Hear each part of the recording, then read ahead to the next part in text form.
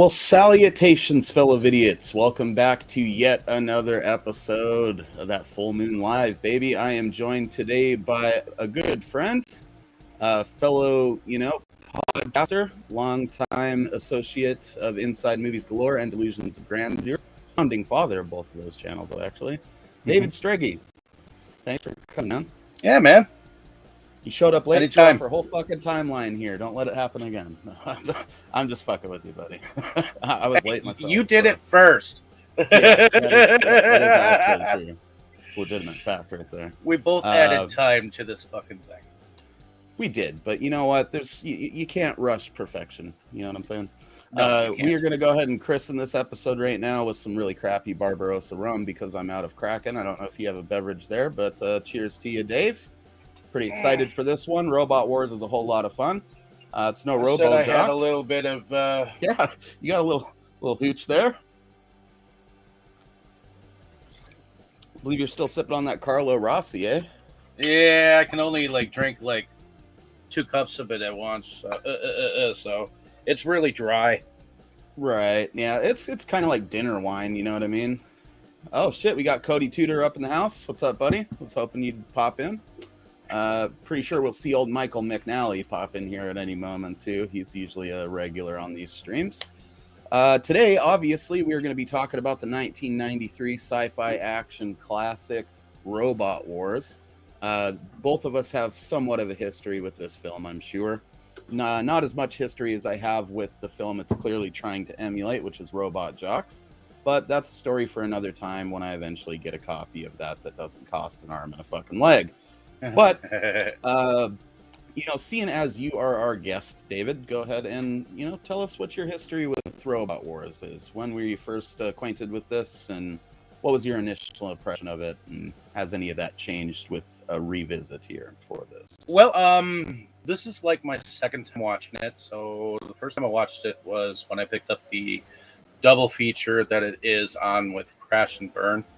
I think I picked it up at Half Price Books here in Milwaukee for $6.99 or something like that. That was pretty reasonable for the time, especially in this day and age where everything is OP and everything like that. So, especially those Empire flicks. Well, yeah. So I like Robot Jocks, and this is I would almost say it's not a sequel. It's in the world, in the same vein of it, because it's connected and yet it's not. It's like its sister, exactly. in a sense. So it's kind of I don't even know if I'd go as a direct sibling. Maybe like a second cousin. It's like as the Britannica is to the Titanic. So there you go. I'm not familiar with the nautical term, but I trust you. Well, the HMS Starline had 3 sister ships: Titanic, Oceanica, and the Britannica. So I feel like I've heard those names before. And sure. Britannica, that one sunk too. Britannica, that one sunk too, and I think the Oceanica is the actual one that survived the line. But anyways, getting into the story, which ship had a higher body count, Titanic or the other one? I would say Titanic. That's probably why I got the movie. All right, sorry, Dave. I was just curious. Well, and the Titanic has so many flicks out there; it's crazy. But getting into this film, it's aged pretty well. I think it's got some stop motion going on. It's got some romantic interests. It's got a bit of fighting, some Japanese humor. It's got a little bit of everything. The only thing is, while I was watching it this time, when the mega mech comes up out of the ground the first time, it's yellow, but when you actually see it in action, it's not yellow. So there is some coloring change and difference. Yeah, I feel like it's something to do with how they were doing those shots with the particular type of miniatures or animation. They just couldn't quite line up the color it could use some color correction for sure. So why don't you give us a small synopsis in your own words about Well, what you first, feel the film is about? first and foremost, I should probably give my my history with it. Robot Jocks, or excuse me, Robot Wars is one that I feel like I rented this several times as a kid. I believe I mentioned that when I did my review of it last year. It is not one that I rented as often as most other full moon films, and I had access to Robot Jocks back then, so why would I rent the fucking Diet Pepsi version of it more than the original, you know? It's got a lot of stuff going for it, though, man. It's basically a Western in the future with giant robots. It is and, kind of a space Western, isn't it? yeah, you know, and it's got that sort of, I wouldn't say it's got that casual, innocent '90s racism going on that it's done in a way where it's like, uh-oh, but it's still kind of funny, you know, and I enjoy that about it. And you can tell General Wally was having a good time making the movie, so I feel like that softens the blow there a little bit. But it's just such a fun time capsule of early Full Moon when they were still really trying to do like the same sort of shit that they were doing in the Empire days, and pretty quickly realizing that they simply just were not going to be able to match that stuff because there was no way, at least until later in the 90s, that they'd be able to match that funding. Now, this was directed by Albert Band, not Charles Band, but it was written by Charles Band. Correct. According to, you know, the IMDb, Charles was supposed to co-direct it with his dad, much like they did with Dr. Mordred. And because of him, you know, running so much stuff with Full Moon, he was unable to do that. Really, I feel like Albert directed most of the movies they co-directed together anyways. It always sort of felt like they were Albert movies, and like Charlie just jumped on there to get the credit with his dad, you know? And I'm sure they had a great time. We touched on it in the Dr. Mordred discussion. I can't think of really any father-son teams that co-direct movies. This is kind of a unique situation with Charles and his dad, in that they've done it several times throughout the Full Moon catalog. And whether we want to give Charlie, you know, more credit than he deserves or not, he still did co-direct some of those movies with them on some capacity, I would imagine. So that's kind of neat, regardless of whether Albert was really doing most of it or not. I imagine it's like if you work on a car with your dad, right? He's like pretty much take it over halfway through, you know.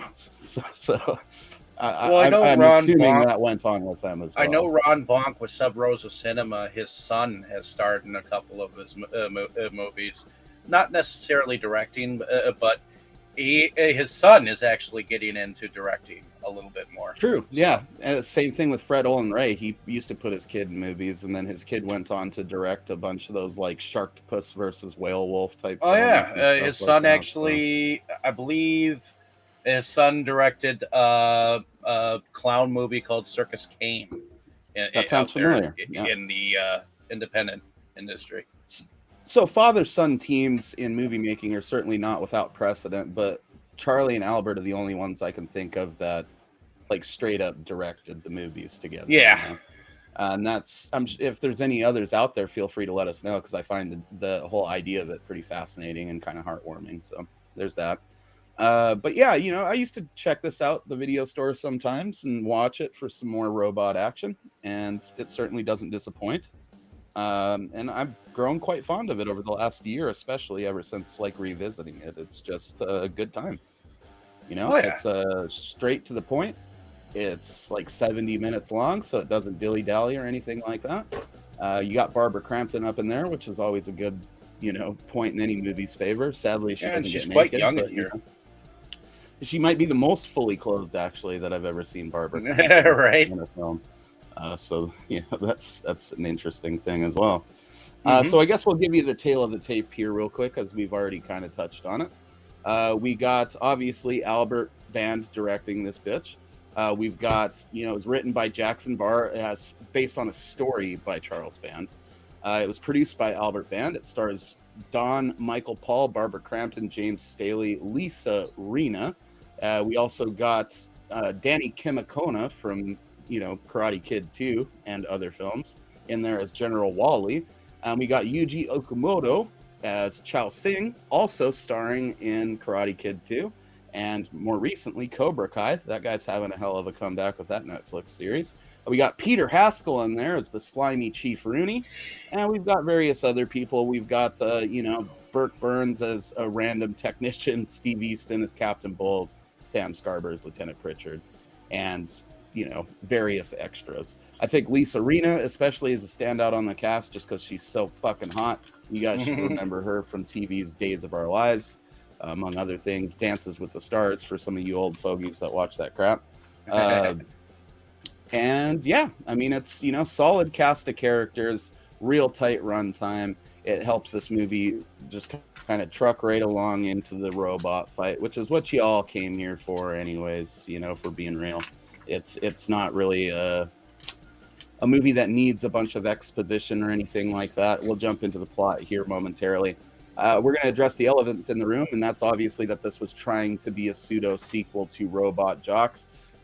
In all fairness, Robot Wars deserves that title much more than like Crash and Burn. Crash and Burn was them doing some deceptive marketing and trying to market it as like some type of a spin-off of Robot Jox 2.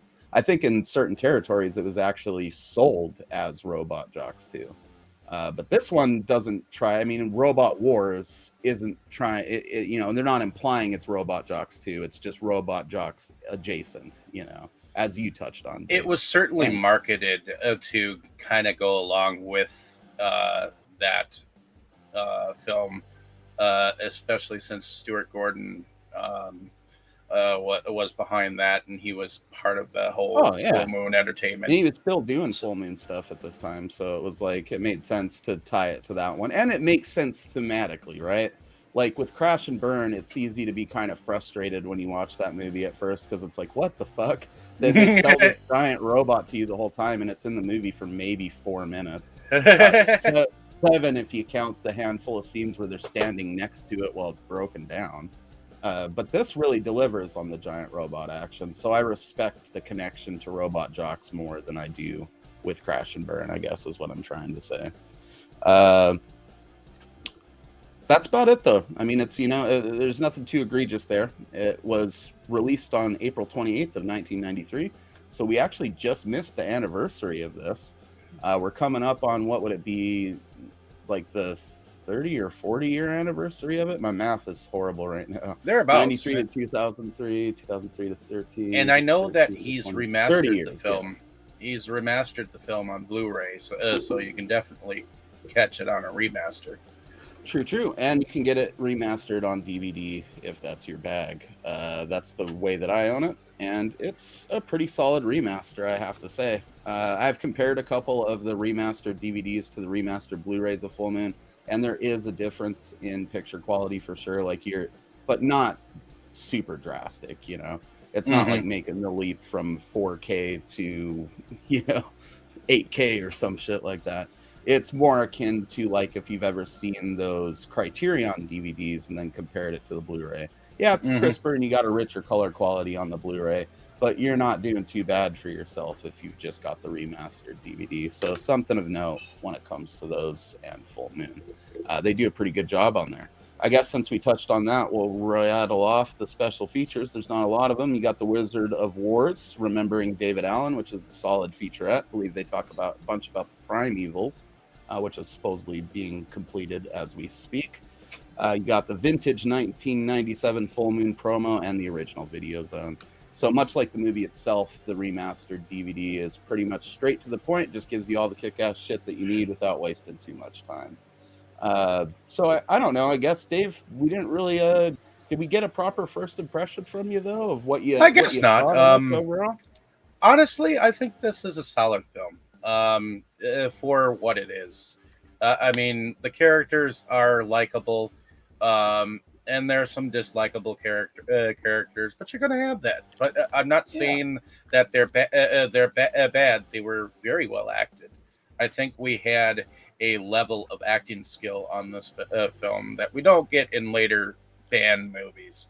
But this was like one of the age where he actually did have the ability to have actors, and this is one where you get to see Don Paul in one of his acting roles. I mean, later on we get him as a director for Tremors, Tremors 2, I think, and Aftershock. some of the later sequels. Rest in peace, Fred Ward.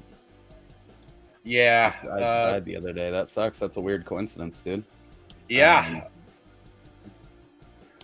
for sure. Yeah, I don't know, man. I mean, I would argue that there's some of the worst performances in Full Moon history in here, but the tone of the movie makes them some of the best, you know, because it is a video game basically that you're watching.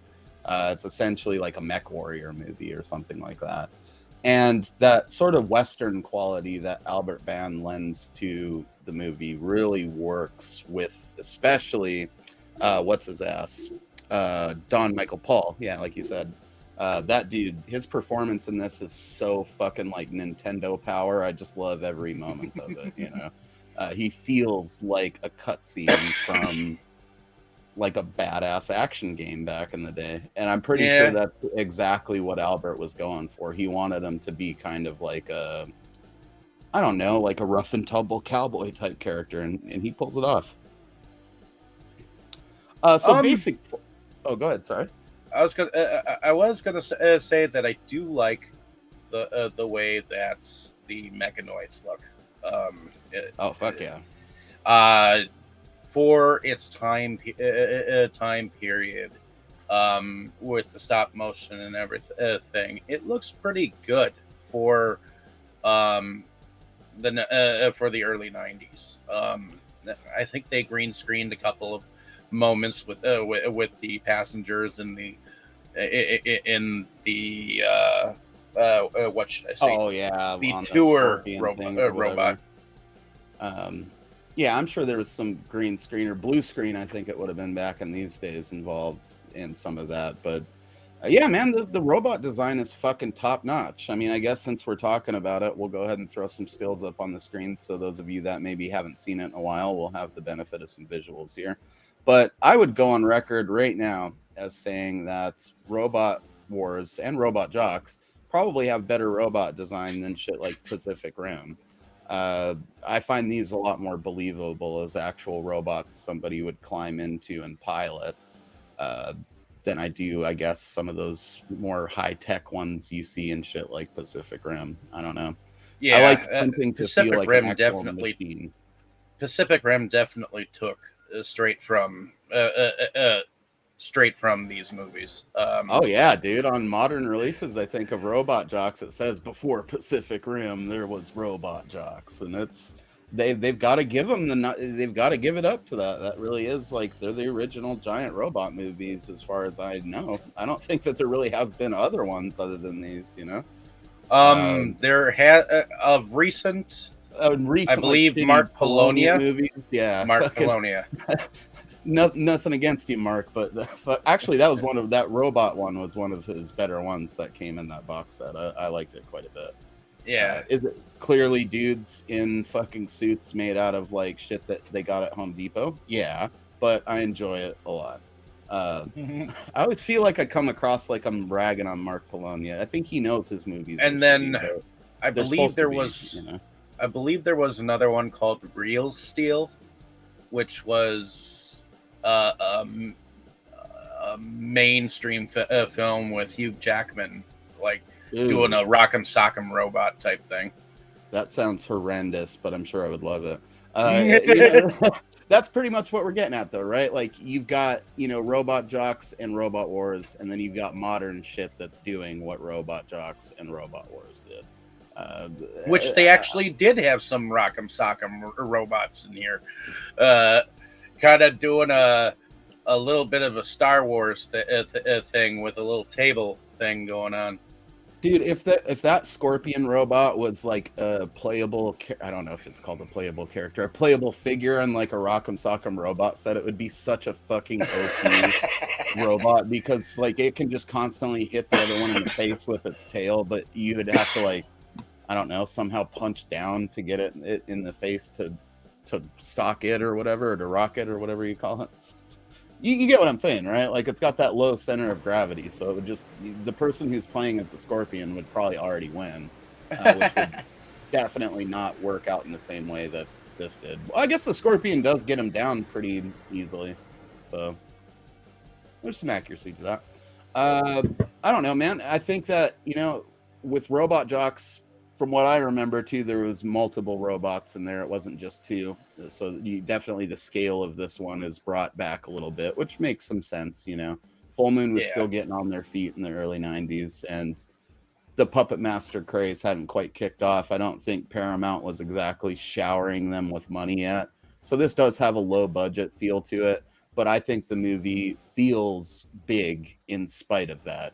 Does that make any sense? Yeah, it does definitely make sense. And to me, it could have been a whole lot worse, Oh, yeah. It could have been Crash and Burn, but no, Crash and Burn fucking rules. Crash and Burn rules as a horror film. As a giant robot movie, it's dog shit. It's an absolute fucking, it's a sham. They sold you a lemon.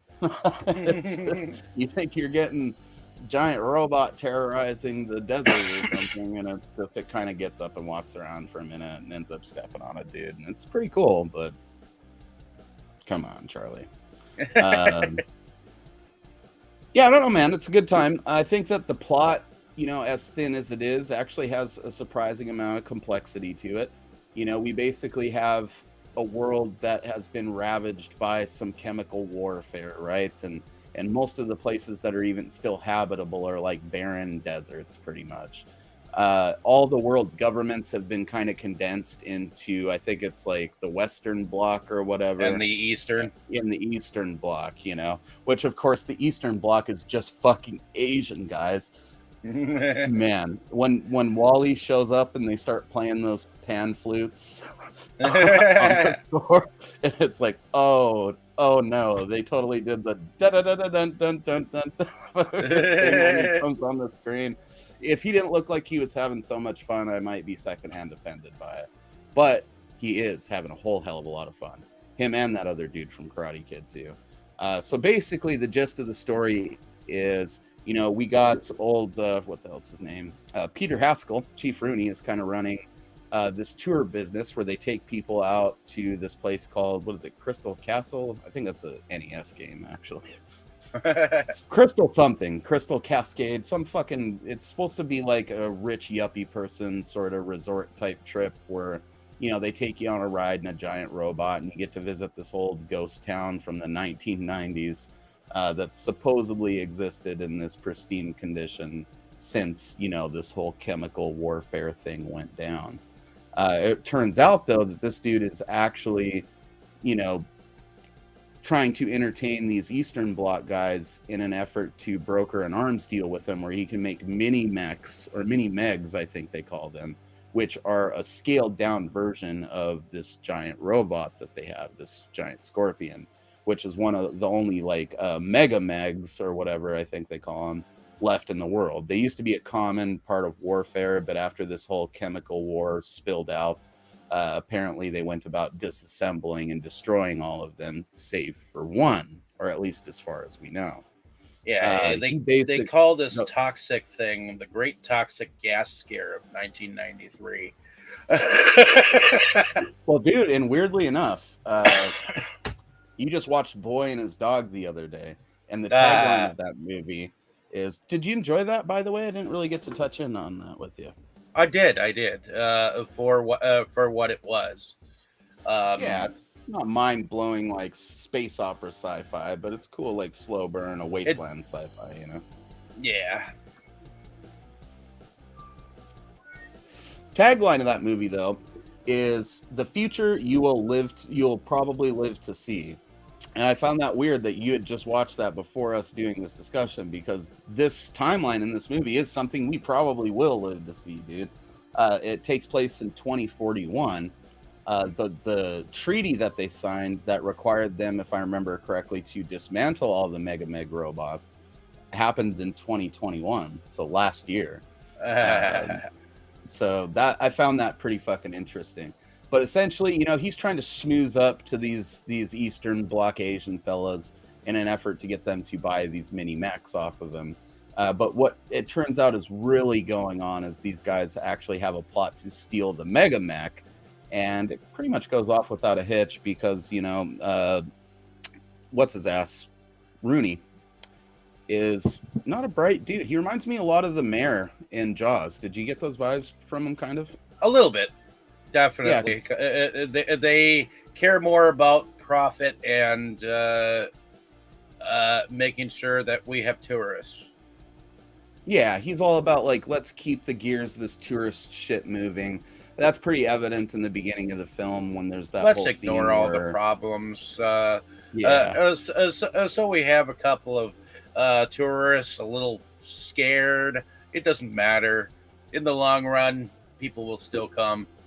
pretty much, dude. And you know that's made evident by that initial scene where Drake is transporting a group of, you know, these tourists to the city or whatever, and they end up attacked by these guys called Centros, which are kind of like these roving gangs of bandits, pretty much, that go around trying to steal tech and attack like the powers that be to get more of that tech or whatever. Mhm. And instead of calling it off, Rooney's just sort of like, no, just engage them and blow them away, you know, and then we'll make it seem like it was just a simulation and all part of the tour, even though the people were in very real danger. So right out of the gate, he's established as a pretty slimy dude. Not necessarily ill-intentioned, but not necessarily well-intentioned either. He's just kind of a dick. Was And it the pretty mu- Centros that turned on them eventually? Because it looked like it was Centros after them. No, yeah, it was, dude. Because basically, they didn't necessarily turn on them. They were always the opposing faction against both the East and the Western Bloc or whatever. But how it ends up working out is that Drake, you know, our fucking hot shot robot jock, he is, you know, kind of cluing into the fact that these Centros have gear like weapons and shit that could only come from the Western Bloc fucking weapons manufacturers, you know. And Mhm. it turns out that, you know, Rooney has been selling weapons to the Eastern Bloc guys, and then they sell those weapons to the Centros to attack the Western Bloc guys. You know, so they end up kind of being rolled up in this whole plot of the Eastern Bloc dudes trying to steal this mega mech robot and essentially make this huge power play to put, you know, the Western Bloc in its place or whatever. Because their borders are in dispute. General Wally, our fucking friendly neighborhood Asian dude, is pretty much spelling that out the entire time, almost making sort of jabs at Rooney about it, you know? Yeah. Because at first it could be easy to assume he's doing that just to strong arm a better deal in this arms deal. But Mhm. really, it turns out that he's got, you know, higher aspirations than that, and he's planning on, you know, making a play for the throne, so to speak, or at least for the robot. So what do you think of all of our characters up to this point? I guess this is a good moment for us to talk about them.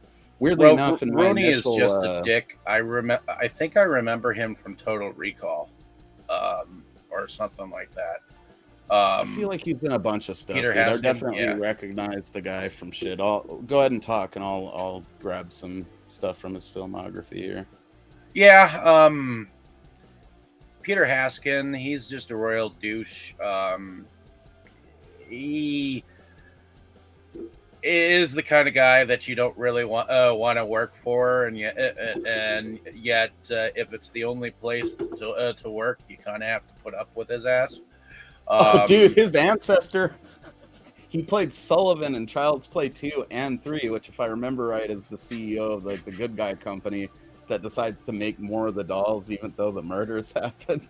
No shit. So his ancestor, I'm from now on making it canon that character is the ancestor of Rooney. Anyway, continue. Go ahead. But let's see. Barbara Crampton, she plays an archaeologist who, this is when Barbara Crampton was like still a young woman. I mean, she is pretty, but not as pretty as her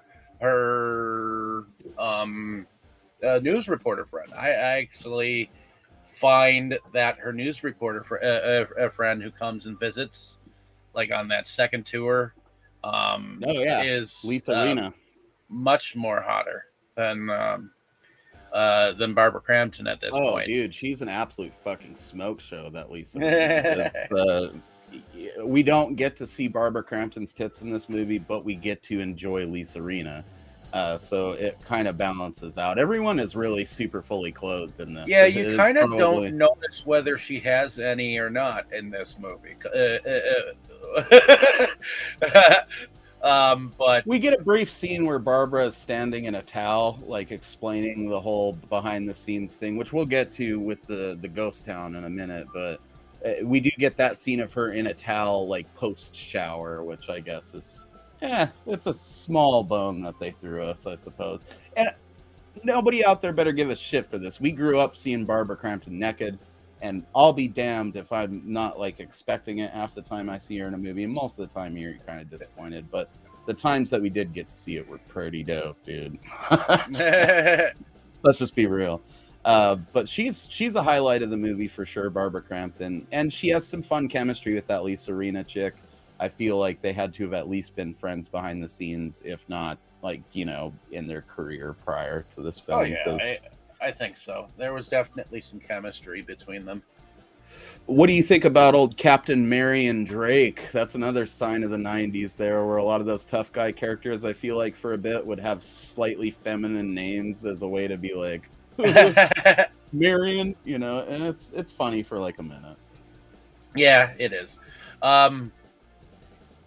It's kind of like when you actually learn John Wayne's first name. I think his name is Marion too. I was hoping it was like Patrice or something like that. No. Anyway. Yeah.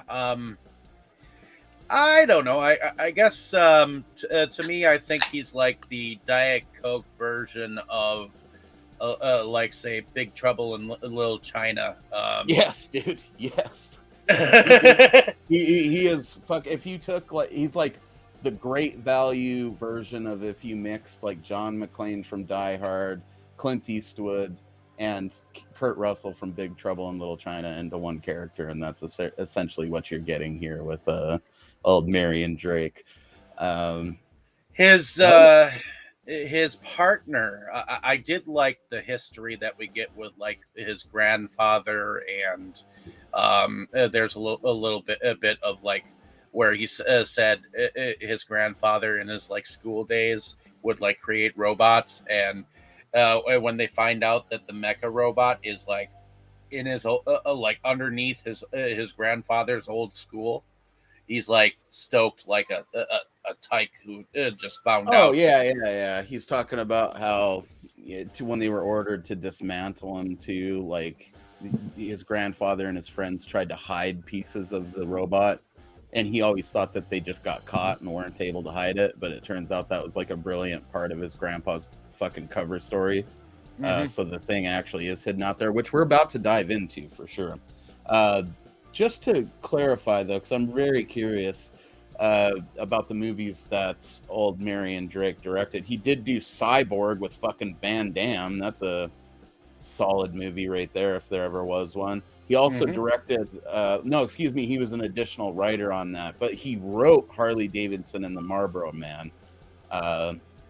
What else did he do here? Tremors 5 Bloodlines is the one that he directed, which is actually kind of like the series returning to form. So this dude brought Tremors back on track, which is pretty fucking awesome. He did one of those Death Race movies. He also did Tremors: A Cold Day in Hell, which I believe is Tremors 6, and also a pretty fucking awesome one. He did the Scorpion King Book of Souls, which I can't speak for. But his most recent movie was Tremors: Shrieker Island. So, dude, yeah, that's fucking awesome. Old Marion Drake is pretty much responsible for all of the rad Tremor stuff that we've got since, Part 4, which a lot of people didn't like. Why do I keep leaving my alarm on when you come on, Dave? It's always your episodes, dude. I have no idea. I don't know, man. That's pretty fucking rad, though. In terms of other characters, I mean, we did talk about Stumpy briefly, and he does add some of the coolest lore to the movie with his whole backstory about his grandpa and stuff. And he is a solid sidekick. I just feel bad that he's called Stumpy. I think that is also sort of, when you think about it, like a trope of older movies like this, though, where like the sidekick always had to have kind of a dumpy name or a stumpy name, you know what I mean? Like it had to be kind of a goofball name because they were the goofy sidekick. But Stumpy isn't a goofy sidekick. He's like a badass fucking mechanic that's actually older than Drake is, so he like actually knows things. He's just not as like reckless, so they work really well together, you know. And then when we finally do see Stumpy really stick his neck out later to activate the robot, it proves that that old dude's got some fight in him for sure. You know, Honestly, because of Drake's arguments with Rooney, I think he's also kind of there to like keep him out of trouble because he like he's the level-headed takes old him dude that's like it's not worth it. He's like let's go get you a drink or something like that, you know. And you notice how they do that thing in this movie too, where everything is super try-hard futuristic, you know? Like they can't just have them in like some grimy clothes that vaguely look futuristic. They've all got to be wearing like these overalls that look like they were made by cutting up a bunch of super tacky windbreakers and like seat covers and fucking sewing them together. Right. In the scene where they're drinking, the ice cubes are all round, which, hey, yeah, that's what you did back in the day when you wanted. Somebody knew how to sew. Mm-hmm. Somebody knew how to cross patch. Oh, for sure, dude. Yeah, those. I would love to have one of those jumpsuits, man. I would wear that to a bunch of ska shows, and it would probably be a big hit. It's just so obnoxious and tacky looking. But I love the round ice cubes, man. I don't know why I get such a kick out of that kind of stuff, where it's like you didn't need to make the ice cubes futuristic. We get it. And then there's a part later where the dude says that, like, implies that ice doesn't exist in their century anymore. Which we're going to get to him right now. The legend, the absolute fucking legend, Danny Kamakona, playing General Wall-E. This dude had a hell of a fucking career in movies. Really, only a couple of them that I actually give a shit about, though. And he really didn't do that many. It's just he did some bangers. He did Karate Kid 2. He did Robot Jocks, where he plays a different character. He's a doctor in that film. He was also in Problem Child as Mr. Hirohito. And I love Problem Child so fucking much. It's one of those guilty pleasure movies for me, I guess. Or I don't feel any guilt when I watch it, but you know what I mean, common term. And then he played, you know, Wall-E in Robot Wars. So 4 solid films there from my childhood that I'll always be fond of. He's an absolute ham. I think we can both agree this dude looked like he was having the most fucking fun out of anybody making this movie. He was having a blast. Not to touch in on an Asian stereotype, but, you know, giant robots kind of are an Asian thing, and I'm pretty sure this dude was probably like an old school fan of Gundam and things like that, and so being able to be in this movie seemed like it was probably a dream come true for this dude. And being able to be in this and Robot Jocks is just an absolute fucking 1-2 punch of awesomeness, you know, especially if you're a giant robot fan. And it's just infectious, dude. You can literally see this guy laugh off the casual racism and just keep hamming it up in the scenes throughout the entire movie. Even when he has to deliver lines like, "I heard you were a student of the ancient arts." Like, what the fuck? You can't just call it like pole fighting. In the future, they've stopped referring to the shit as its traditional names, you know? He means martial arts, but it's the ancient arts because it's 2041, I guess. But I thought it was really cool having him backed up by fellow Karate Kid 2 alumni. I keep forgetting that guy's fucking actual name. He was also a big Hawaii Five-O character actor through the entire movie. Who's that now? Oh, he was also a big Hawaii Five-O character actor. He was in 33 episodes of Hawaii, the original. Yeah, Hawaii his Five-O. television career was a lot bigger than his movie career. Yeah. So unfortunately, I'm not as familiar with that end of his stuff. But old Don Okamoto, though, his fellow Karate Kid alumni, that guy's been in some shit for sure. He's in The Truman Show, Pearl Harbor, Contact. He's in Karate Kid 2 and Cobra Kai. Obviously, he's in T.J. Hooker, Lois and Clark, The New Adventures of Superman, and Bones. So, and that's just the highlights from the top of his Wikipedia page. And I remember him from most of that stuff, you know. He was, you know, a voice in several anime back in the day when they were still just grabbing people from B movies to do anime dubs in the 90s. It's, you know, worth looking into that guy for sure. Both these dudes. I mean, and while, again, you know, I'm not like harping on the casual racism because it's like a thing that bothers me. It's just, I don't even call it racism. There's some casual racial insensitivity in Robot Wars that, because it's so sort of naive and innocent and not meant in a hurtful way at all, it comes across more as funny. And these two dudes playing into it so much makes it even better. Am I right? Like, neither of these dudes were offended. They were having a fucking blast making this movie. And I think they knew exactly what they were doing. It was a fun, like, B-movie robot flick, and both of them looked like they were just giant nerds in a candy store, you know?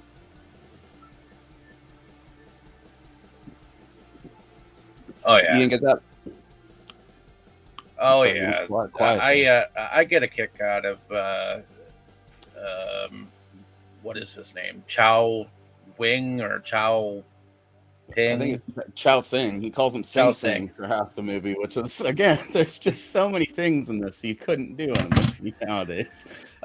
Don't worry, Dave. This is not, you know me. This is one of those shows where we're gonna dwell on that shit and like try to make the movie sound like it's less than because of that. If anything, the casual racial insensitivity is one of the highlights of fucking Robot Wars, and I would wager most Asians watching it would think the same thing, because none of it's offensive. It's just sort of general, like, yeah, you know, you can't really do that anymore because people would call it insensitive, because it is. But it's like, it's fine, you know. Everybody was on the same page with it, and it shows in the final product of the film.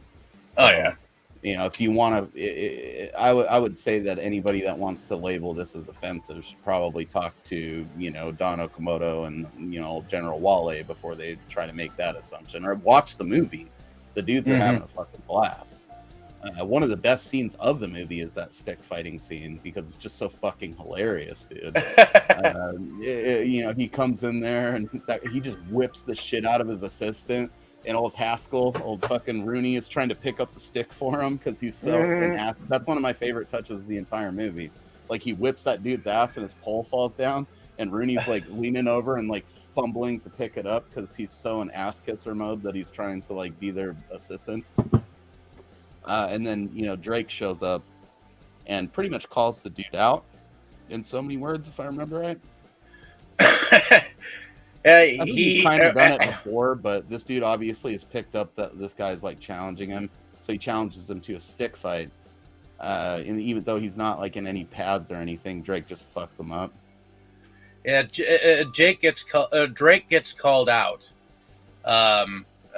It's more Lee versus Lee calls out Drake, and he's like, "All right, I'll come over," and then he just like whacks the shit out of him, and he's like, "I'll see you again, Mr. Drake."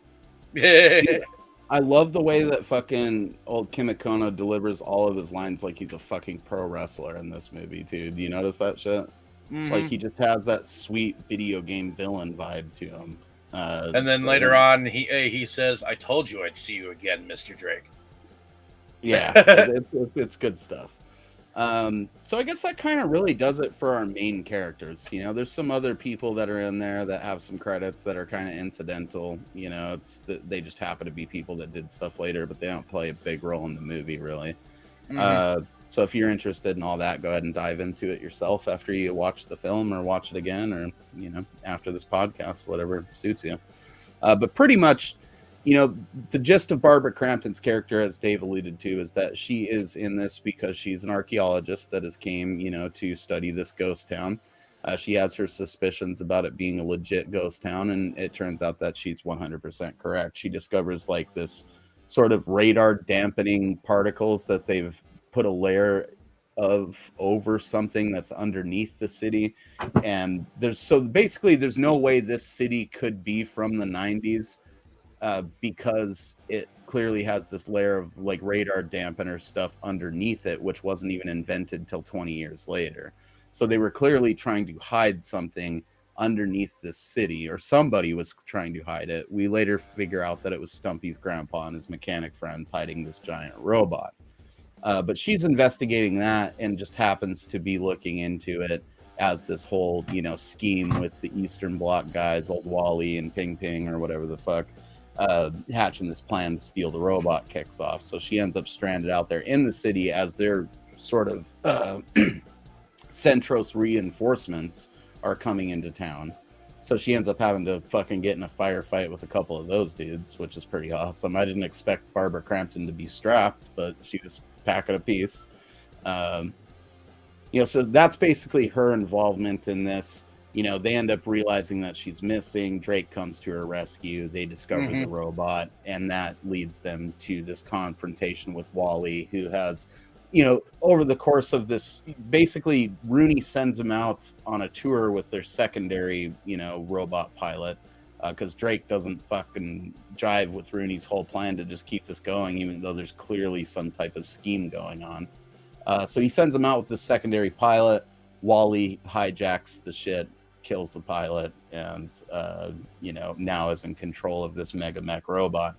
And it's pretty convenient that there's one buried under the city that they have to go to rescue that chick. But they end up inside the robot, and we get the fight that you see on the cover art. Have I missed anything integral along the way there, Dave? Nope. And often in like war movies, especially dealing with submarine movies, you get the war dudes like cheering on the shit while like 2 or 3 people are out doing the main shit. Yeah. It reminds me of a Periscope movie where you've got the general who looks like he does absolutely jack shit, while like the Maverick is out there doing like the shit that needs to be done, and a bunch of people that were cast just to stand in the control room and go like, yes, right. That's pretty much what's going on. Yeah. Great job, great cheering. Okay, roll tape. What do you think of the robot battle itself? The robot battle itself, when the giant mega robot comes, when it gets shot at the first time, I'm thinking, yeah, because he gets shot at and it kind of goes like ping, right off the bat. It like looks like it didn't even damage it. It's still coming, and I'm having a blast watching it come forward because this thing is one big bad like metal machine, and it can do no wrong. Yeah, but it's a good way to really cement that it's comparable hardware, so we're not going to just have some anticlimactic fight where one of them blows the other one away or something like that. And I like the fact that while they're inside getting the thing fucking ready, you can see cobwebs and shit on the inside of the fucking thing. So you can tell it's been down there a little longer, but they're able to get this thing up and running, and it can kick it. It can kick ass. Yeah, I think at first when they're trying to fire it up, Stumpy and Drake are just hoping that it'll have like some type of gun on it that they can use, but it turns out that the whole robot is actually functional. And I wonder if there's some kind of underlying message, like especially in this day and age with machinery. Like I swear, even though something can come out new, the old shit will still kick the new shit's ass out to the curb because it was made built to last. Yeah, I feel like that's something some old dude like Albert Band would definitely make a point to showcase in his film. You know what I mean? Like, because he's probably one of those old dudes driving one of those cars and seeing fucking Charlie in the 90s with like a Honda Civic or something and being like, what the fuck is that? That's a fucking go-kart compared to my shit. Exactly. But I just love how it's such a knockdown, drag out fight. I mean, they go at it for a minute, dude. It's proper good reward for sitting through the movie up to this point, which wasn't much of a task considering it's such a short film. But I love that last fight, you know, with them rising up out of the ground and that mega mech, you know, and the way it looks with the dust coming off of it and like the sun and everything and just the landscape. It's some of David Allen's best stop motion for sure in this, in my opinion, at least for like his tenure with Full Moon. Just flawless, man. I mean, they have a great battle. I love the fact that they incorporate like the good guy shit of him ripping the passenger like compartment off the back of the Scorpion before he continues to fight it, you know. That was just great stuff. I mean, it's lots of other movies wouldn't even have thought of that. They'd have just had him running out of there at the end if they even remembered that there were people in there. But there's fully a sequence in the final fight where Drake rips the passenger compartment off of the thing and like sets it on the ground. I really like how they, you know, kind of let them each get in some licks, some proper shots there, and then eventually it goes to the ground, like most UFC fights would in modern times, which is almost them kind of predicting the future, really, because essentially what happens is the end to most modern UFC fights where, you know, Drake gets taken down, the Scorpion's on Wally and the Scorpion is on top. He manages to hold him off long enough to lock in his fucking phaser and just submit his ass from, you know, the bottom position. I'm not super hip with UFC terms, but you guys that are know what I'm talking about, and it's portrayed pretty accurately in this, you know. Yeah, or not even accurately. It's giant robots, but you know what I mean. There's the similarities are uncanny. I don't know, man. I love it. I think that it's one of the few. A lot of these Full Moon movies that are this short could be, you know, fairly criticized for maybe not delivering as much as they should in the finale sequences because they're in such a rush to wrap them up. I do think that because of the age of this movie, the way that the robot targets, especially the Scorpion, the way it targets everything. I mean, it's a slow process because you got it like zeroing in on the fucking thing, then it's got to like center it, then it's got to like find the target, and then it finally can shoot. You know, it's pretty a process. It's complicated. Yeah. It looks complicated. Nowadays, you know, they would do that with like some Evangelion Pacific, just Rim like in Star Wars when you see him take that like mechanical machine, zero in on the fucking thing. It's got to wait for the fucking target to show up, and that's why that movie is great because he's like, use the Force, Luke. You know. Yeah, I mean, it simplifies it. Robot Jox is very much operating under the logic of somebody as old as Albert Band, where it took like 3 guys to fucking shoot a gun back in the day. You know? You have your targeter, your guy that fucking inputs all the shit, and the dude that actually fires it. You know. Yeah, that's a little bit dated of a concept, but the way they portray it is pretty cool in Robot Wars. I will say that the robot designs being awesome translates to the interiors as well. Would you agree? Like the cockpits of those bitches look pretty fucking rad. So even though a lot of it is very, very cumbersome in the combat and doesn't necessarily translate fluidly to what you're seeing on screen in terms of the actual robots fighting, I guess I'll allow Albert that little bit of old manisms in there with the targeting system. Why not? Well, it just shows you how advanced we think we have become. Like, like in these futuristic movies, I mean, things with like electronics have gotten so advanced, and yet some of them are not exactly what our technology is up to date with yet. Although I would say that our technology is just as advanced as you see in the control room of Apollo 13.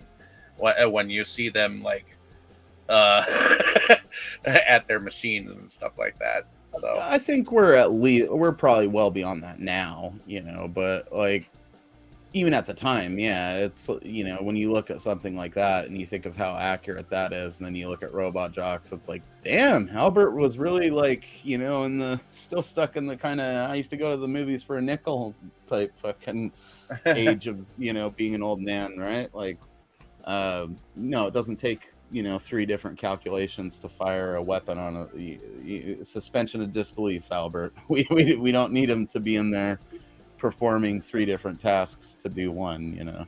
But right. he's an old man. We'll give him that, and there's other people involved that were like, I feel like catering to that a little bit. And I probably would have been guilty of it. Seems like he was an awesome dude to make movies with. So if I have to have a little bit of cumbersome robot playing there to get moments like that dude fucking staring the guy down in the office to show he has a killer instinct, I'll trade it. I do wish we would have gotten a little bit more of like where Drake might have actually lived and where the archaeologist might have actually come from in the movie, just to see like where their living quarters might have been kept. But other than that, I do think that because it would be cool to see where they might have actually spent the rest of their lives at, And that brings us to an interesting point, and that's that Robot Wars definitely deserves a sequel. I think the only reason they didn't get one is because it came so early in the 90s, before the Paramount money was really hitting. So they were like, oh, we probably can't afford to do a sequel to this right now, so let's move on to some other stuff. And then by the time like mid-90s hit and they were really swimming in Paramount money, they'd moved on to so many other things that they couldn't spare the cash to revisit something. Yeah, like maybe Robot he Wars. can revisit it with like after he does this Deadly 10 stuff. I hope not. We're better off with Polonia doing it because he'd probably do it better than Full Moon would right now. To be quite honest, man, I mean, they don't have the money to pull. Stop motion's expensive. That's what it really boils down to. And David Allen's dead, and I don't think there's too many people doing. Well, I'm probably totally wrong on that because you just don't see stop motion movies anymore. So I don't know that there's too many people out there doing it, and it's an expensive process just the way that it's done. Yes, things being digital now would significantly cut down on that, but it's still expensive, and Full Moon can barely be bothered to spring for good effects, and like they're a camp company now. I think something like this is a little out of their depth, even as good as some of their stuff is. When you look at it, like even something like the Resonator or whatever, as fucking rad as that is, when you look at it on an effects level, it's a little bit ass, and I would hate to see this tarnished with that. Ideally, we would have gotten a Robot Wars sequel in 95, right after, and it would have been dope if they could have gotten Stuart Gordon to do Castle Freak and then come around and like revisit the giant robots with Robot Wars 2. That would have been amazing. That might have been cool because then we might have actually seen some blood or something like that, Mm-hmm. And they'd have thrown enough money at it to make it match Robot Jocks, because this is close. It's damn close. It's like, I don't know, what would you call it? And it's like 75% of what Robot Jocks was. I feel like it's Robot Jocks is like, if that was a 10 out of 10, this is like a 7 in terms of just the way it's executed and the robots and everything like that, and just being a better movie. Alrighty. I don't know. Do you agree? Do you prefer Robot Jocks to this or what? Honestly, yeah, I would say that I prefer Robot Jocks. I think that's the movie that like kicks loads of ass, like beyond this movie. Like, yeah, that is what this movie was like taking after. And then of course you got Midget Robot Wars with Crash and Burn with being like a side story. They could afford one giant robot and some wires in Bill Moseley's head, and that's that's fine. It's still a great movie. It's just between the two of these, it's like I don't know what else you would compare it to, because everything that's coming to mind immediately, the sequels are also pretty badass. But I don't know. I guess no, you can't even say that about Mighty Ducks because D2 is fucking awesome. I can't think of an equivalent. I guess it's like Ghostbusters 1 and 2, right? Like Ghostbusters 1 is like fucking perfect, basically.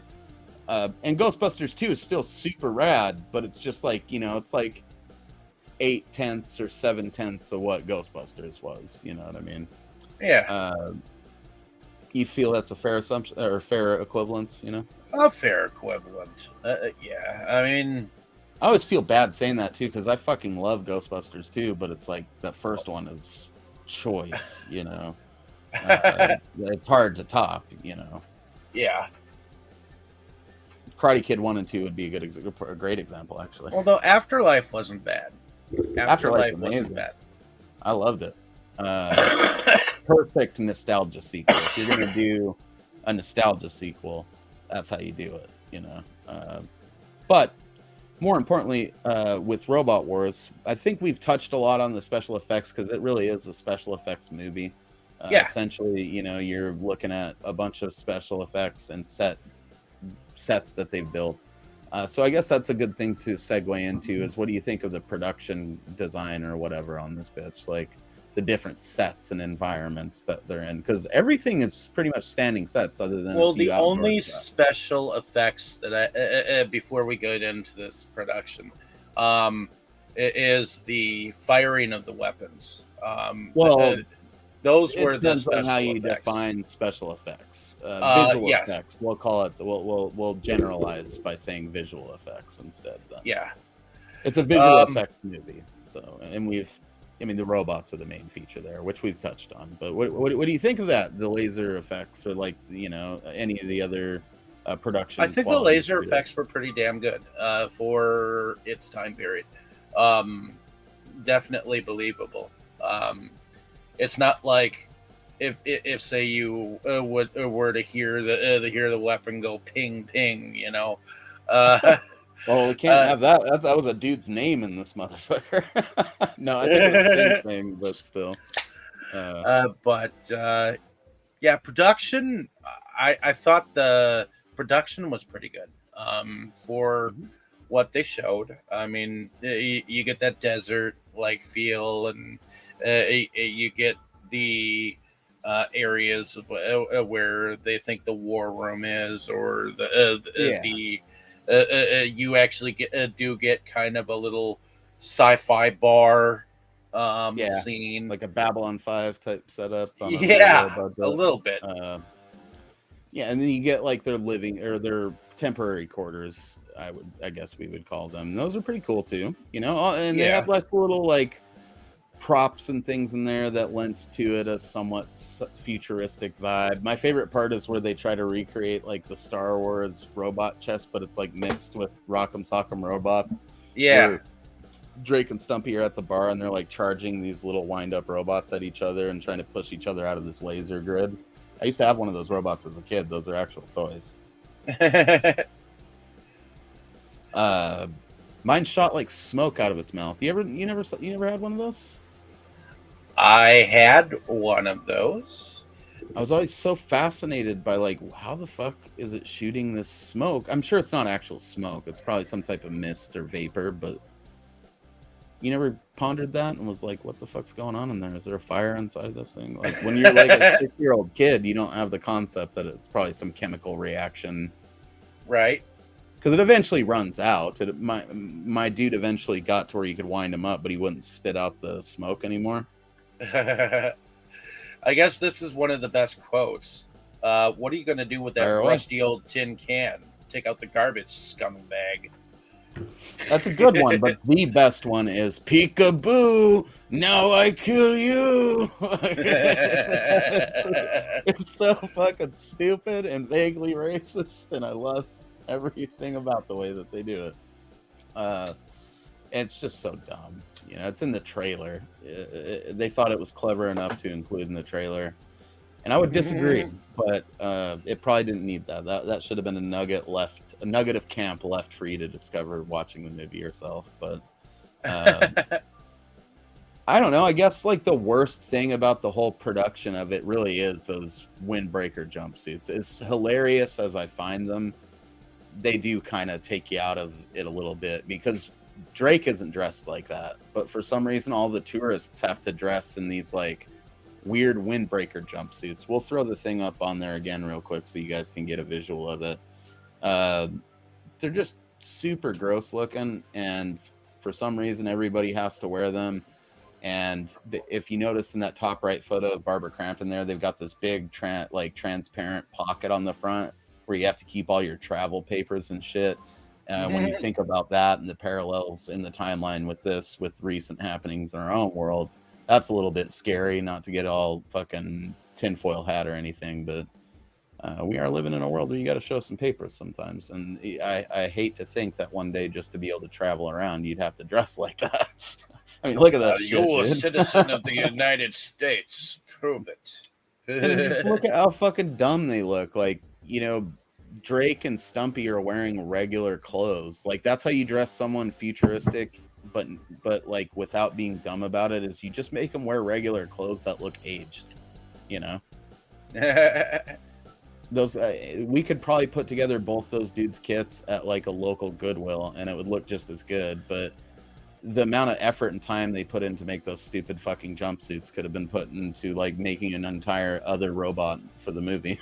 You know, because there's like 100 fucking people wearing those things in this. Yeah. So imagine the man hours that went into fashioning those fucking abominations, bro. So that's really the only like criticism I could level against that. I guess now we would talk about the music. What would you? Yeah. What would be your thoughts on the music of this thing? Well, the music sufficed it. I remember bits and pieces of it. It's nothing that maybe on a third watch I'd probably like try to pay attention to the music. But since I've only seen it like the one or two times, you know, I think it passed for the film. You're not missing anything, bro. It's basically like 2 or 3 pieces of music that they just loop throughout the entire fucking thing. There's like the main theme, the battle theme, and then like a couple. There might be like 4 or 5. I think there's like 8 tracks on the soundtrack, and 2 of them are like this David Arkenstone guy's solo tracks. I don't have it yet, but if you look at the soundtrack for Crash and Burn, it's the most bizarre thing I've ever seen. Like, it looks like gross 90s. I'll send you a photo of it right now so you can look at it, Dave, but it's like a gross 90s like Yanni looking album, and then in tiny small print in the bottom left corner you can see that it's like actually music from the motion picture Robot Wars, and then when you flip it over it's totally fucking just the soundtrack to Robot Wars. It should be coming through now. So Enjoy the music according to IMDb is done by David Arkenstone. Yeah, that's what I'm saying now, dude. Okay, here, I'll try to put them up in the chat right now, or in the actual stream. So bear with us here, folks. This is fucking worth looking at. It is one of the most hilarious full moon things I have ever seen. So whoever that viewer is, you're definitely going to want to fucking hang out for a minute right here, because this is going to be rad. Well, I don't know if rad's the right word. Apparently, he's done the music for Mandroid, Invisible, The Chronicles of Benjamin Knight, Legend of the Spirit Dog, shit for sure. Third Stone from the Sun, Murder Cycle. Yep, that's coming up in an upcoming wave of reviews. So look forward to that, guys. Well, I don't know if you look forward. Definitely a lot of video games, including World of Warcraft. Let's see here. I'm gonna have to take screenshots of the photos that I sent Dave because I can't find those right now. Dude, I'm telling you, this is so hilarious that it's worth putting in the thing, so just bear with us. But yeah, you know, it's got like a video game quality, again, to the music, right? Am I imagining that, or just like that opening theme and all that stuff? A little bit, which makes sense since the musician is involved in World of Warcraft Shadowlands. Oh fuck, dude. That actually does make sense, because I was just about to say it. Like a lot of this old timey movie music is kind of what a lot of video games are aping when they do like those big bombastic themes. When you hear the Robot Wars theme, it feels like it would be the music that would play when you first entered the world map on like an RPG or something. And I've always found that super fucking charming. It just gets you pumped. And I mean, for a movie that's 70 minutes of mostly like awesome campy dialogue and action, and then like effect sequences, you don't really need to have some intense score, because as you so aptly pointed out, David, you're mostly going to be just paying attention to what's happening on screen anyways, if it's your first couple of times watching the movie. The only reason that I'm so familiar with it is because they've reused it in other full moon like promos and in other full moon movies. So it's definitely the type of thing that you see sometimes, or you hear rather. You see it with your ears, people. I don't know. While that's loading, I guess we could run into our fucking favorite scenes, dude. Favorite characters, favorite scenes, because that's about all we got left as far as covering, Robot Wars right now. I think we've done this some solid justice. I don't know if you agree. Yeah, I think so. Trying to think. I do like the scenes where Drake and the archaeologist Barbara Crampton, her character, are arguing a couple of times, because she gets upset with him for the rough ride that they were given, Right. and I just think it's kind of interesting how she's so mad at him, and yet when he's not there, she misses him. Right. Well, she Um, wants his peen, bro. Her friend Lisa Rena is the whole time. I love that part where they're going back out on another trip to the city, and she sees that dude, and she's like, I want to be in his uniform or whatever. And then she's like, if he can talk, he's mine. And he starts doing the tour, and she's like, yep, I'm gonna fucking bang that dude right there. And then that's during that whole conversation where she kind of tells, Barbara Crampton that you really kind of fucked up being rude to that Drake guy. You guys seem like you'd be a good fit. And I think that sort of puts it in her head a little bit more, and she really starts thinking about it, because there was some sparks there. All right, so we got our images up in here for the soundtrack. I feel like some of our viewers are having difficulties, or StreamYard is having difficulties, posting that they're viewing. I'm sure Cody's still in there somewhere. But this is the fucking soundtrack, dude. This is what it looks like right here. For Crash and Burn. Look at this shit. That's the cover of the Crash and Burn soundtrack. Look at it. This looks like the greasiest like Rod Stewart fucking crap that you could imagine. Look at how fucking low his shirt is buttoned. What a grease bag. But then you flip it over and it's, totally just the soundtrack to Robot Wars, right? There's quite a few more tracks on there than I alluded to. I guess there is different pieces of music, but it all largely sounds the same. So I'm sure there's little nuances in there, but I'm mainly interested in grabbing it so that I can rip that fucking title theme and use it over my stuff. So I don't know. I guess we're still on favorite characters, favorite scenes. So did you choose a favorite scene or a favorite character? You're muted, buddy. You're still muted, buddy.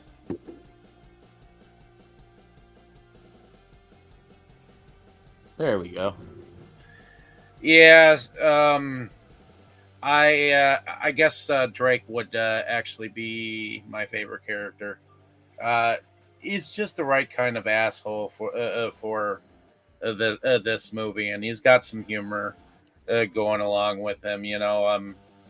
Even though I know he's like the Diet Coke version of other people. Dude, he fucking rules though. He owns it. Like one of my Yeah, he favorite does. parts of Crash and Burn is his acting when he's in the action scenes in the robot, because all he does is this. He goes and then he'll be Mhm. like making these snarling faces and like looking at the dude like he's gonna kill him. Basically recreating that office scene with uh Rooney where he gives him the death stare, which is we'll get to that. But yeah, he's got some great stuff in there, man. And his sense of humor, you can tell he was leaning into the character knowing that it was like a cheesy version of these other characters mixed together, you know? And he was having fun. If there was a candidate for the person that was having the most fun outside of General Wally, it is our boy Marion Duke. Or Drake, excuse me. So do you have a overall favorite scene in the movie? And you can throw a couple honorable mentions in there if you like. I think even though it is a color change, I do like that initial when it comes up out of the ground, the mecha robot. For some reason, when you see the dudes in the war room cheering, oh my god, there's the fucking mega robot, Yeah. you know. Uh, when it comes up out of the ground and it's coming towards the Asian dude, Wang Li, No, Wally, it's Wally, yeah. Even kind of Wally. spelled just like the Disney fucking movie or whatever, like the Pixar movie. Like it's WHA or WAH like hyphen LEE, yeah, which is just hilarious. But yeah, that scene is great. Yeah, I do like that scene, and I do like the scene that you aforementioned where she's checking out the tour dude yeah, for some reason, and I think he actually finally rescues Barbara Crampton's character, and he gives her like a big ass bear hug. I yeah. think There's some undeniable chemistry there in that scene. I'm pretty sure they banged. Like in real life, maybe, you know. possible, but In which case, he'd be a very lucky man, you know. So those would be your favorites. yeah, those would be my favorites, and of course the final battle scene. You got to Yeah, admit, having a scorpion a scorpion robot try to shoot lasers out of its tail end. it's fucking rad, dude. I mean, I would love to have like, you know, scaled down replicas of these for the Full Moon collection. I think it would be amazing. If anybody out there has a line on someone making stuff like that, let me know for sure. I will pay a pretty penny for them because both the robot designs I really like. And the robot in this basically is the robot in Crash and Burn for the most part. You know, it's like they look practically identical, or at least the humanoid robot. I don't know, man. I think my favorite scene overall is always going to be the peekaboo, I kill it. Peekaboo, I kill you. Like in that fucking cheesy cartoon Asian accent that he's doing. And it's just I mean, it hypes me up every time I watch the final battle because it's just so fucking stupid during like a portion of the movie that's so fucking awesome. I love every syllable of it. But more seriously, I think, you know, obviously the final battle is like the go-to, but probably that scene where, you know, like you said, when they meet back up and there's that undeniable chemistry. I really like that a lot. Obviously, I already kind of honorable mentioned the scene where Lisa Reno was checking out the tour guide. But I think my third favorite scene probably is going to have to be like the whole bit where, you know, Stumpy's telling the backstory of his grandfather had hidden this thing. And the dude's like, how do you hide a mega robot or whatever? And Stumpy's just like, well, I guess you don't. He got caught, you know? Like that one line or those two lines of dialogue right there is just such good writing, you know. Like, Oh yeah. I guess you don't hide one, you know, because he got caught, and it's probably better than this movie deserves. You know, Stumpy was probably better than this movie deserves. That guy was a fucking pretty good, solid performance that I think is easy to overlook because of all the other shit happening in the movie. Oh But yeah. Stumpy is really a savior of the film in a lot of the ways. He gives it some heart, and that dude is played by James Staley. And from what I understand, I'm not super familiar with him because he's like an actor from before my time, but he was a pretty big TV dude, right? I guess. I know he was on like some Mork and Mindy episodes and some other. He was like a dude that showed up in TV shows as a character actor, and apparently had a fairly decent career doing that. You know, so totally the type of dude someone like Albert would cast in this, and we wouldn't necessarily know because Albert was fucking old as shit when he made this. You know, so I he's guess definitely before all of our time. he played in National Lampoon's Vacation as the hotel he's in there desk somewhere. clerk. So it's definitely cool to, like, it might be a fun scavenger hunt. Go out there and find James Staley in as many things as you can. But those would be my favorite scenes. Oh, Favorite character is also General Wally, because I just think the dude, again, I just love how he's so stereotypically Asian, and he delivers his lines in such a fucking ham-fisted way that it reminds me of like a wrestling character you would have seen in like WCW in the fucking mid 90s, you know, or the early 90s / late 80s. There's just something about it that is nostalgic to me. Maybe that makes me insensitive too. I don't know. I'm just working with what they gave me here. General Wally was having a blast, and so was I, man. If that dude's still alive, I wouldn't mind having him sign some shit. Let's see if he's still alive. Does anybody? That's a fun game to close this out. Okay. Do we want to guess who's still alive or not? Dave, put your phone down. Okay, we know Don Michael Paul is still alive unless he died of the Rona or something. Since yeah, I actually had him as a friend at one point in time, but I think my posting of movies actually scared him off.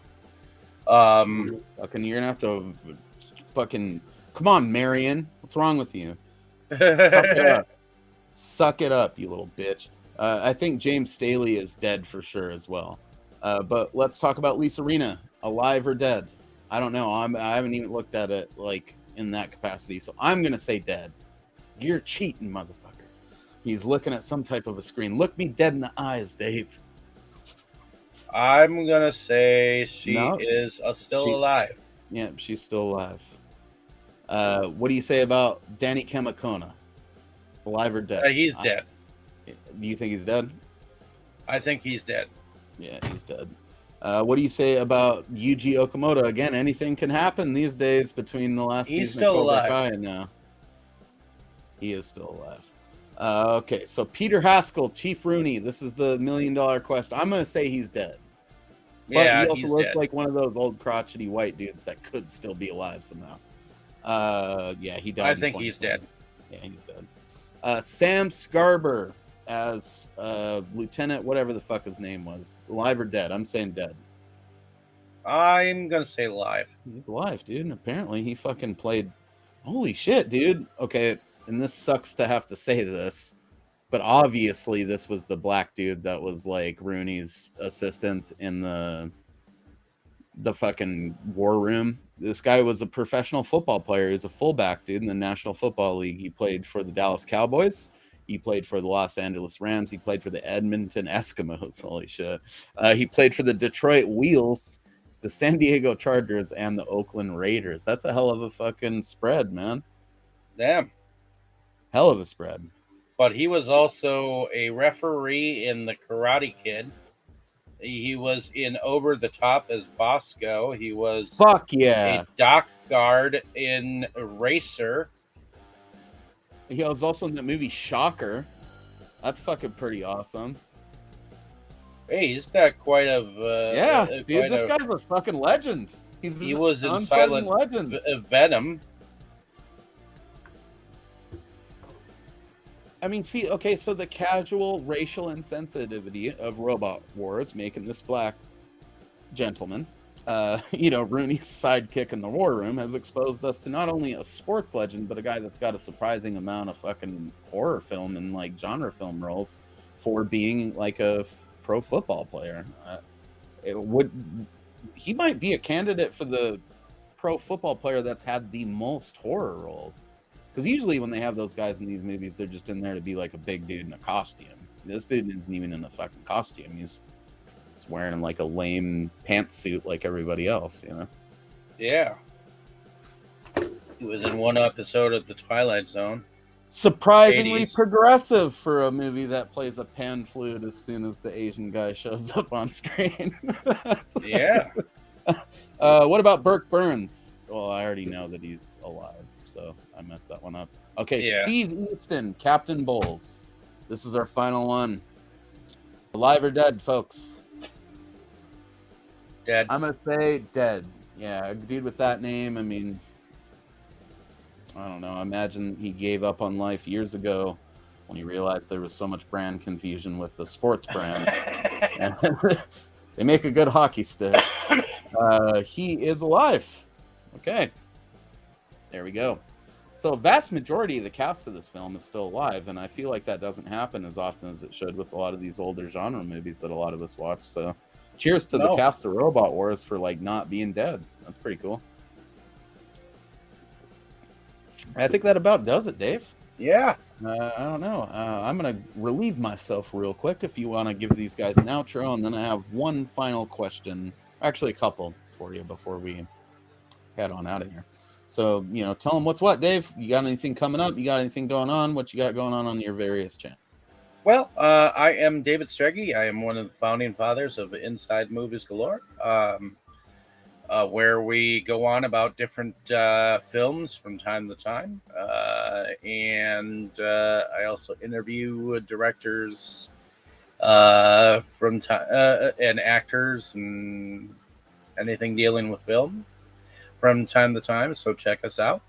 I also moonlight under a different channel called Delusions of Grandeur, where I do pickup videos and various reviews from time to time. So check us out. It's definitely been a little bit since I've done a review, but hopefully I'll be able to get back into it momentarily. But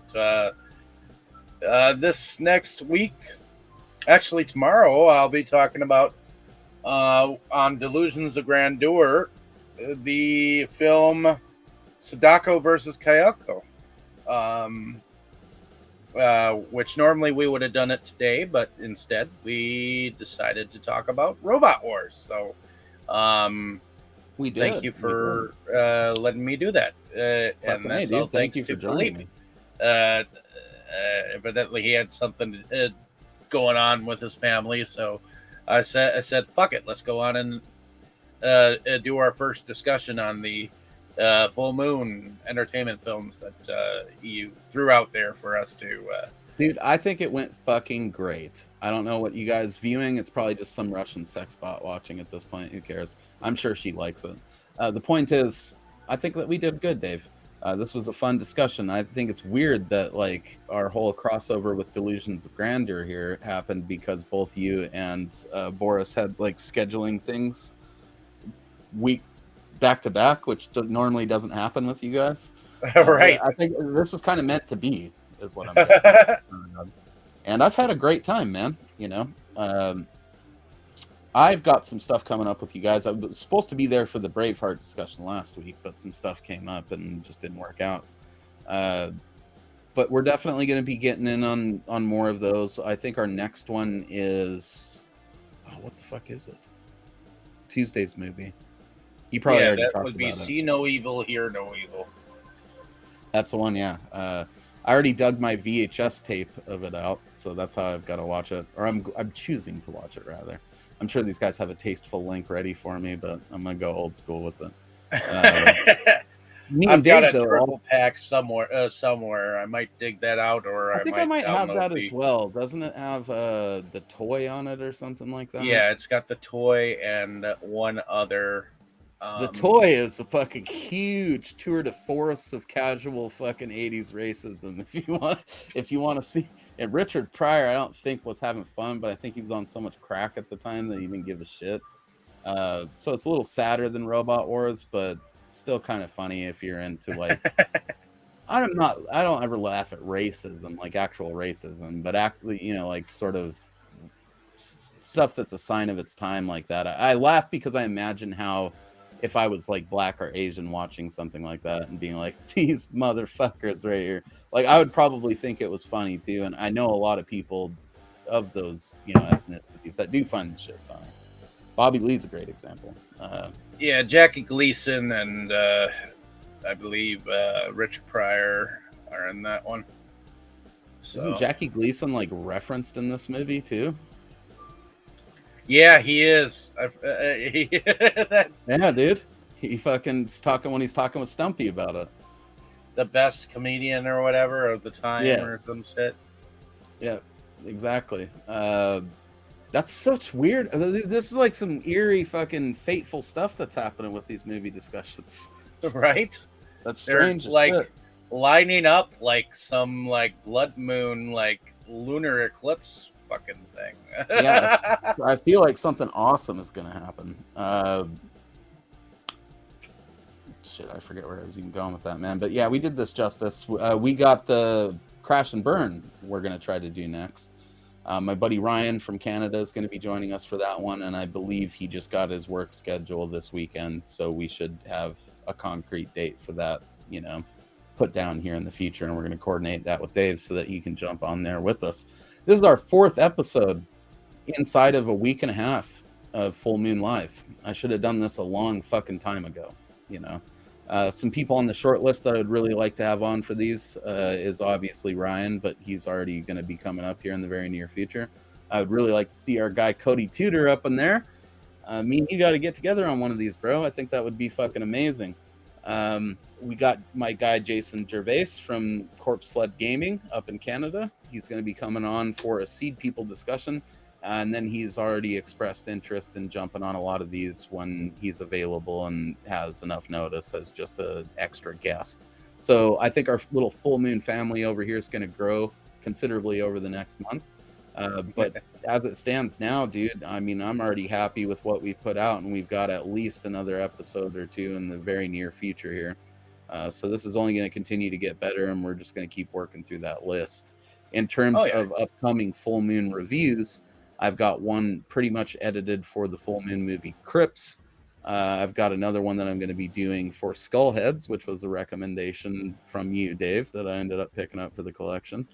I kind of thought you were joking at first, but it's actually a pretty goddamn good movie. We've talked about this before. Yeah, and it's been renamed too, so it's like whatever. Well, they do that for different territories. Skullheads was always our name. I think they called it Petrified or something like that. But Petrified is a different film that is also coming up in our lineup. That's their space fucking mummy movie that they did back in the day. And we're going to be reviewing that as well. And then we got some stuff from the early 90s, mid 90s, late 90s stacked in there as well. So that we're not just doing like modern stuff. We're not just doing classic stuff. A lot of our waves coming in the future of edited videos are going to be a mixture of all of it. So, and the only 2 films that I'm planning on eventually going on about because I've been dragging my feet on them is Claw 1 and 2 on my channel. So looking forward to those, eventually check those out when you get a chance. So thank you for letting me come on, man. Yeah, and thank you for helping me to, promote this shit, dude. Get out there, check out Full Moon Movies, people. It's such a widely varied library of films. I mean, when you look at even our spread so far on this 4th episode, we kicked it off with like some fantastical superhero shit with Dr. Mordred. We continued it with some straight up like B movies, sort of boner comedy stuff with Sorority Babes and the Slimeball Bolorama. We went classic Full Moon, like, icon shit with Doll Man. And then we've rounded it out here with like a callback to their Empire days with Robot Wars. There's just everything you can think of in the library. So people that want to act like, 1 or 2 movies defines the entirety of Full Moon's catalog, they're just fucking silly, dude. Get out there and watch the stuff. Enjoy it. enjoy it with your friends, especially. Most of their movies are that perfect length where you can just sort of watch them and hang out, and before you know it, it's over, and you're just laughing about the stuff that you saw. So thank you for hanging out. Thank you for tuning in. As always, I have been Mosley. You've been a bunch of sexy beasts, and this has been yet another episode of That Full Moon Live, baby. Thanks for coming out, Dave. Yep. We'll see you guys back here next time. And I'll see you later.